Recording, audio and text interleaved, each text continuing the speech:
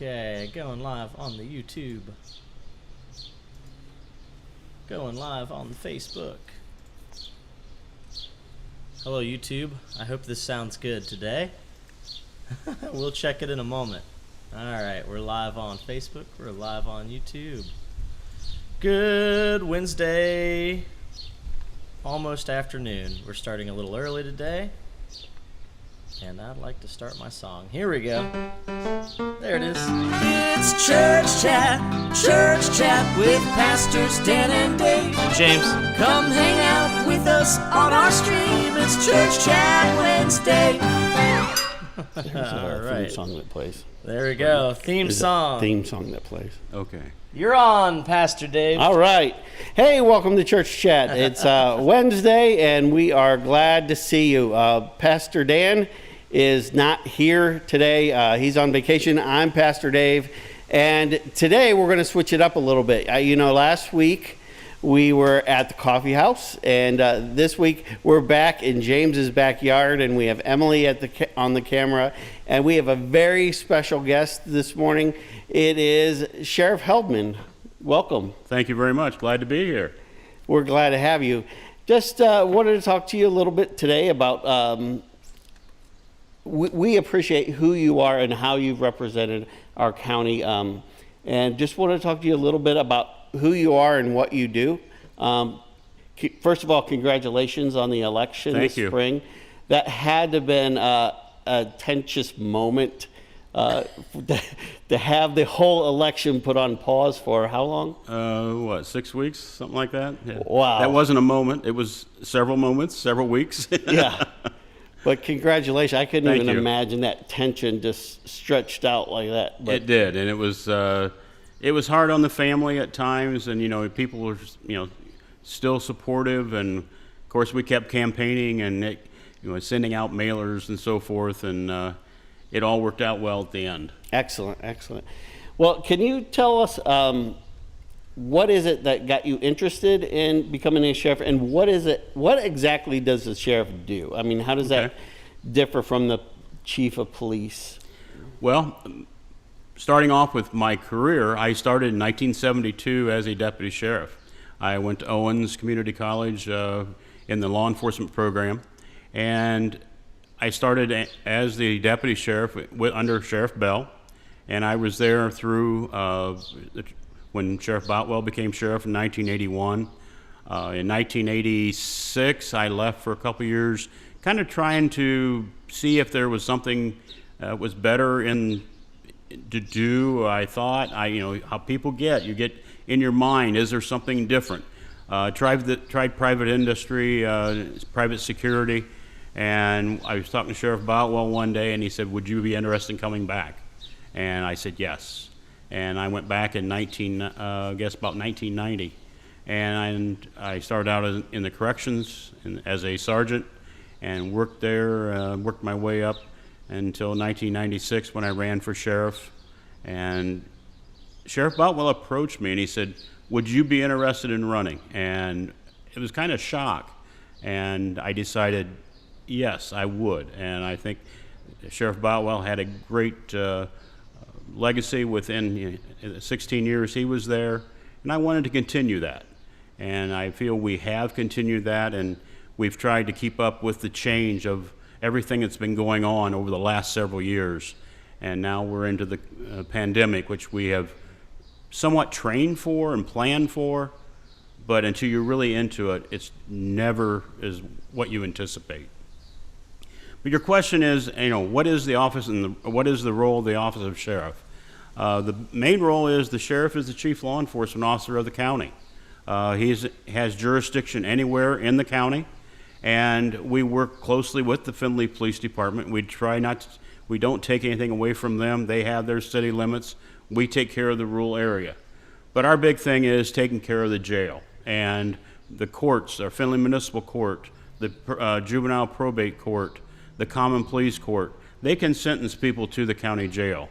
And a lot of people know that we have been overpopulated for the last couple of years, and that's a big issue. Currently, with the pandemic, we're seeing our population is down. We're working with the courts and they have reduced the population down, keeping people out, because we don't want people in the jail to have the coronavirus.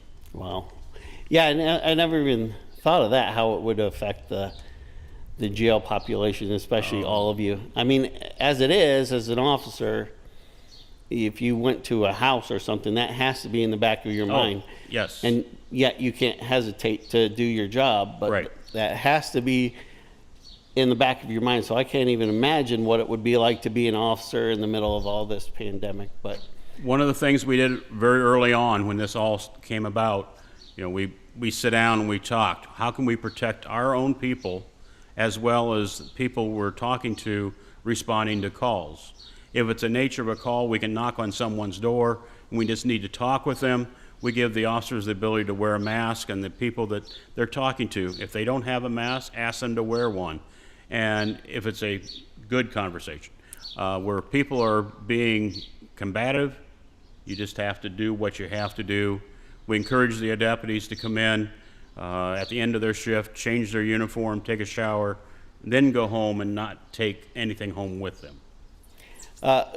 different question. What is it you like most about Hancock County? Hancock County, I grew up here. I've lived here all my life. It's a great community. People are friendly, easy to work with. It's a rural community, but we have a taste of a little bit of industry and business. So it's a good combination. It's Northwest Ohio, and people, counties around us, that I talk to, the sheriffs and people, they're kind of jealous of Findlay and Hancock County because we have a thriving community. Everybody gets along well. We have, in the county schools, we have the sports, and they enjoy playing games against the various county schools. And of course, the Findlay City School, they go outside of Hancock County to play their sports, but yet people come in and enjoy coming to Findlay for that. So overall, I think it's a very friendly, I would say overall a patriotic community. That's fair. As sheriff, what is one thing that you wish people knew about Hancock County? One thing about Hancock County? That's a great question, because you think about what Hancock County has to offer. And one of the things I mentioned, it's a rural community. Farming is a big industry in this county. We've had a lot of ups and downs with the flooding over the last decade or so, but you think back, that is our biggest and largest industry. And then of course we have Marathon, their home office. So a lot of people don't realize what we have right here at our fingertips that we really take for granted. Yeah. Not to mention being so close to other larger cities too. Exactly. Findlay's almost like an oasis, my wife and I always say. Right.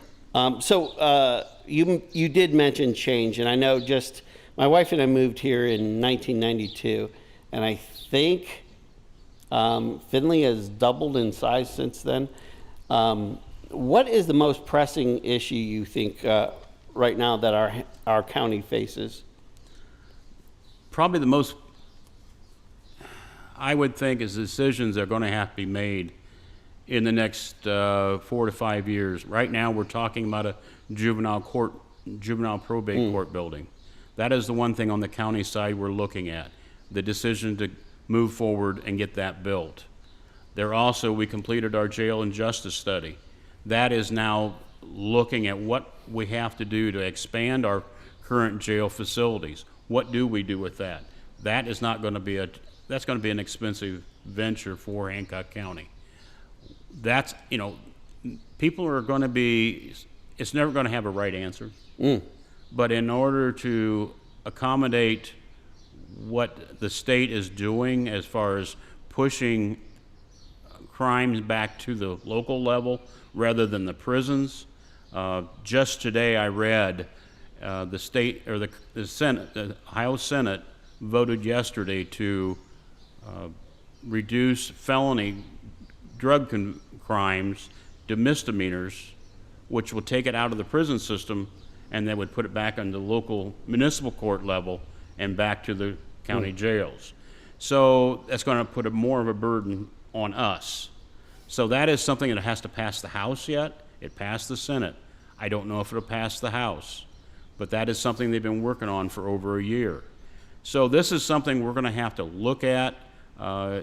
It's going to be a big issue when the time comes. Gotcha. Well, listen, we appreciate so much that you took time out of your day on this beautiful afternoon to come. Great afternoon. Yeah, to come and join us.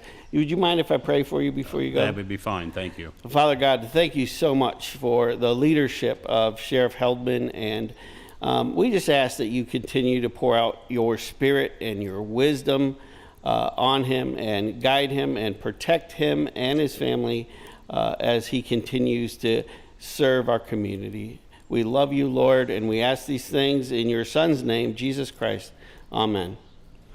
Thank you so much for stopping by, and we'll let you go about your day. We know you're pretty busy. So Thank you. I appreciate it. Absolutely. Take care.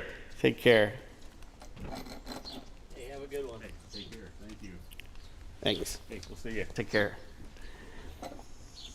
So that was cool, huh? That was fun. Yeah, James is going to take over hosting. We're switching things up. Instead of doing the nonsense at the beginning, and then the interview, and then more kind of serious but kind of nonsense. We're going to get to the kind of serious and kind of nonsense things now. So what's been up with you?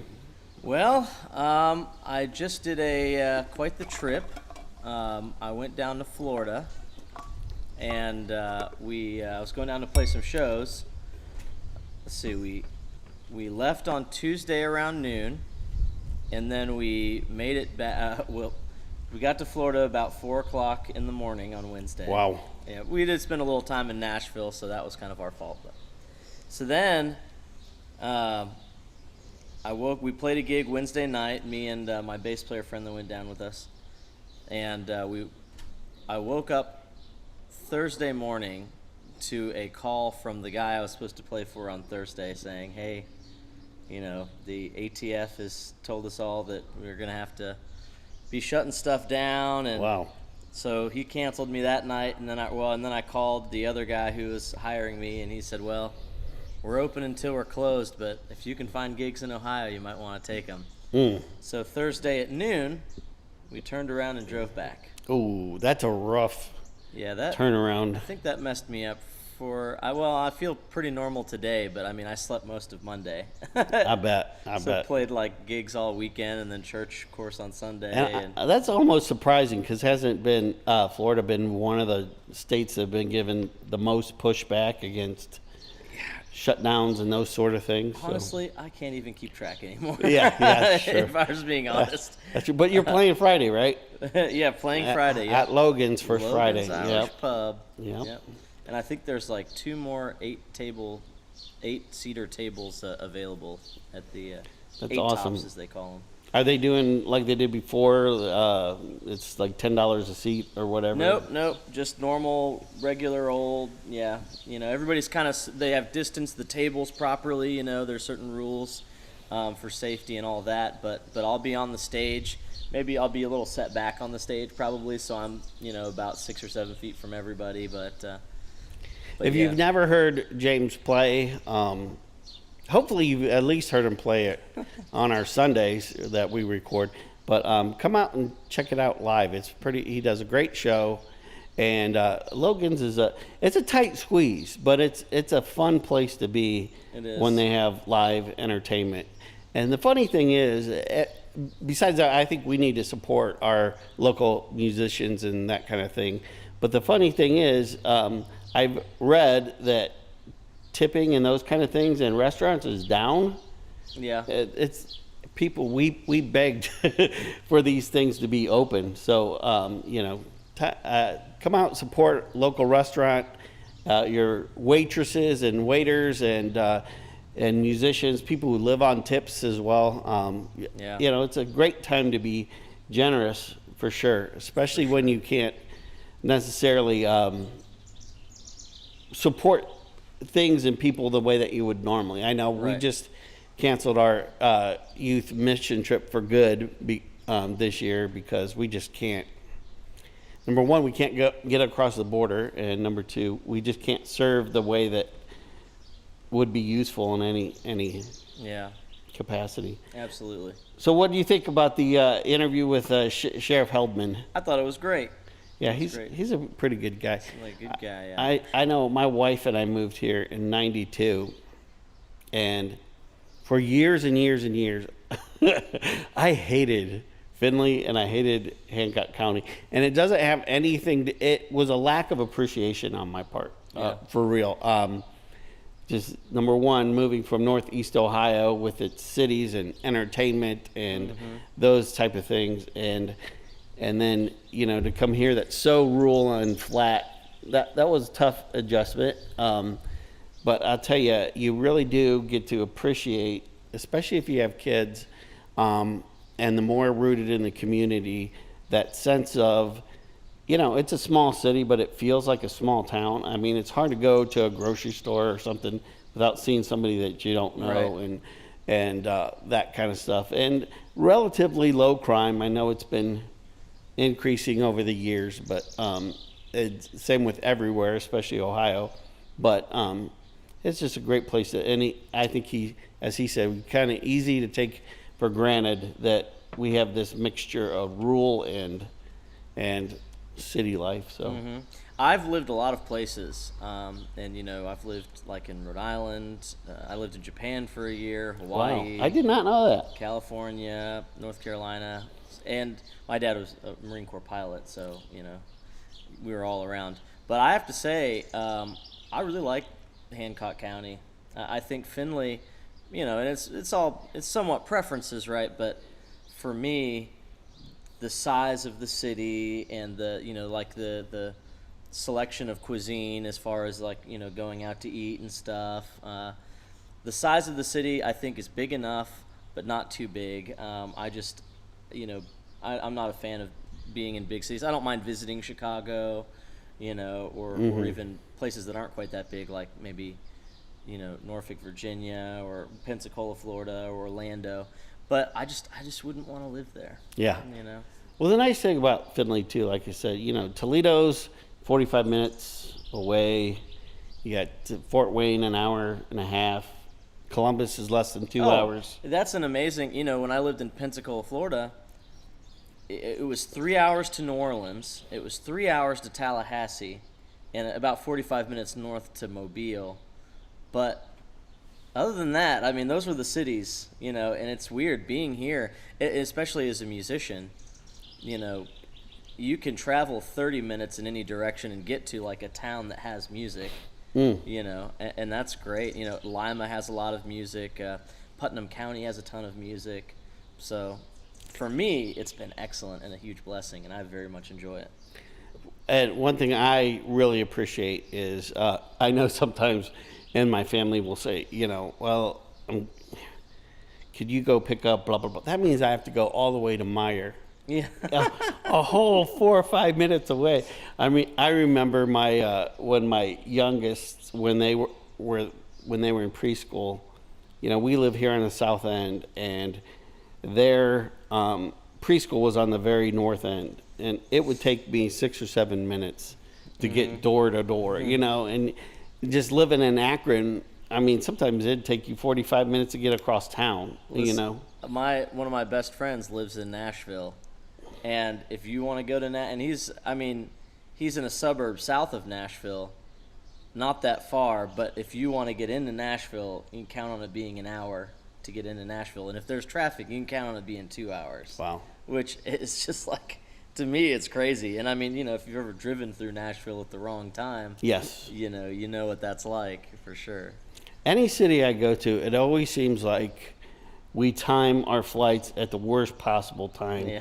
To get to the airport is like 2 hours or something when it should be a half an hour. But anyway.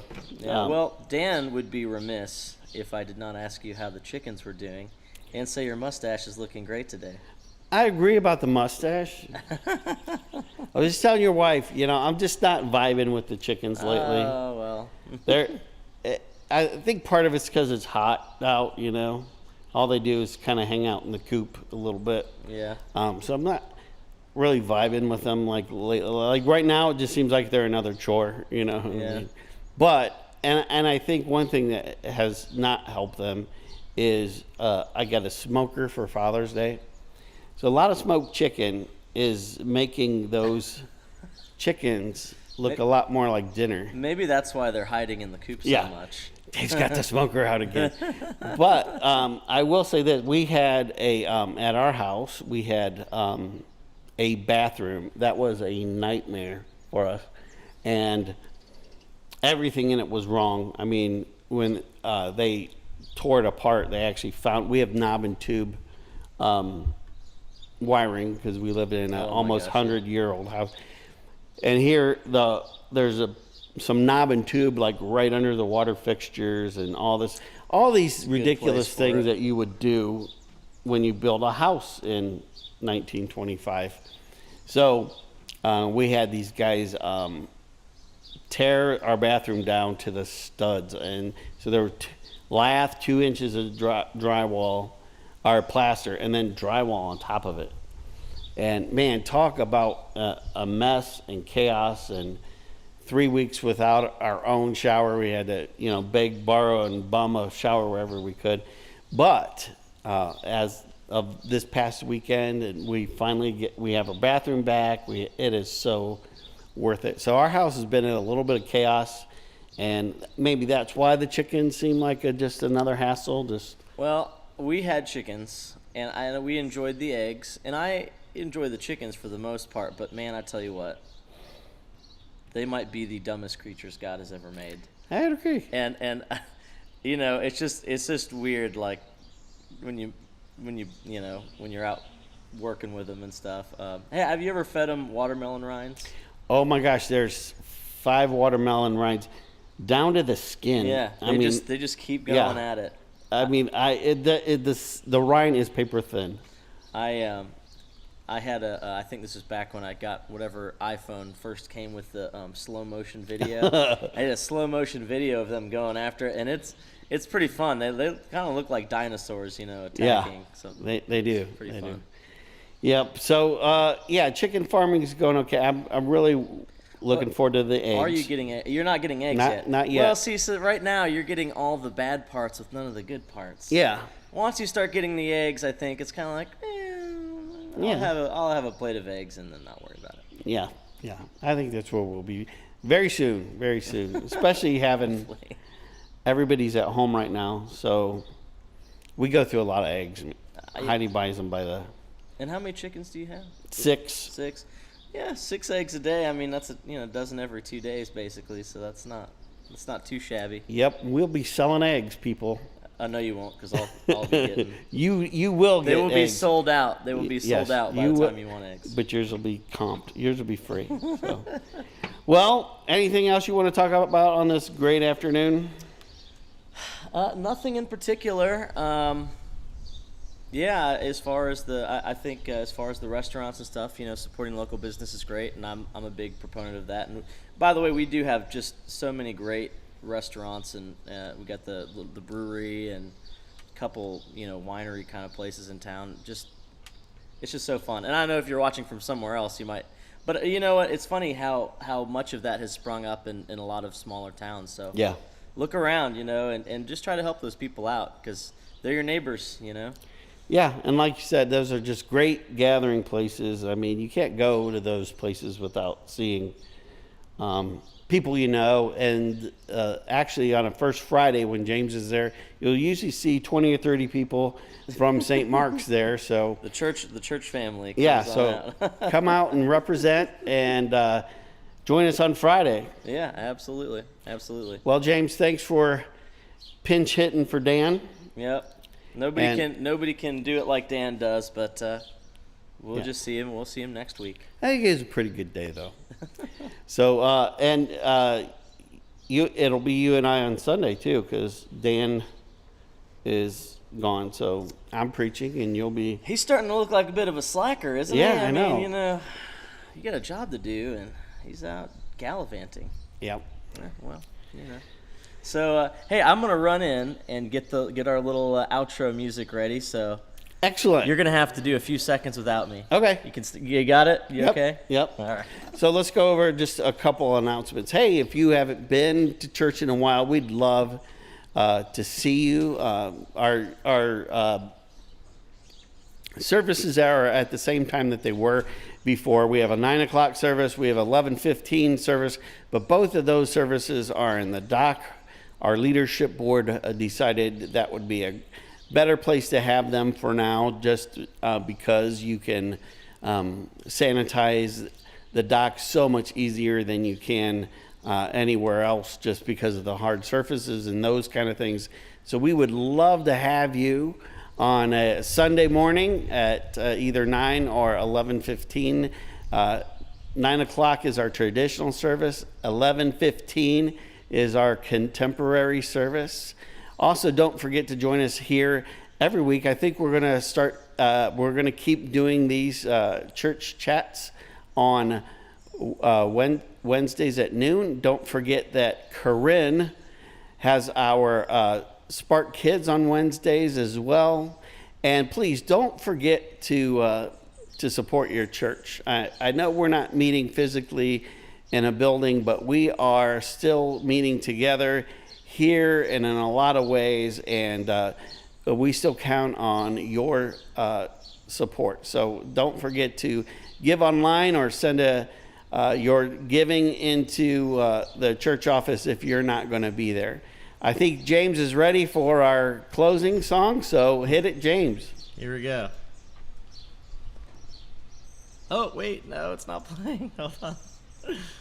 Don't worry, everybody. I'm really great at this. Let's see. I gotta just turn on the auxiliary. Yeah. Okay, now I got it. Here we go. It's church chat with Pastors Dan and Dave. And James. Come hang out with us on our stream. It's Church Chat Wednesday. Hey, we'll see you guys next time. Thanks for hanging out today.